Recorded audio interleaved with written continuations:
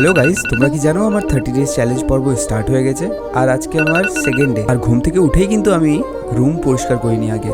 তারপর আমি করি আমার স্ট্রেচিং করা খুবই দরকার। স্ট্রেচিং করার পরে আমার মনে পড়লো আমার কিছু জামা কাপড় আছে যেগুলো নোংরা হয়ে গেছে, তো সেগুলো আমি ধুয়ে নিলাম। পর কিন্তু আমার খিদা পেয়ে গেছিলো, তো আমি রান্না ফান্না করে নিলাম। আর রান্না করতে করতে আমি দেখলাম কি আজকের ওয়েদারটা খুবই সুন্দর।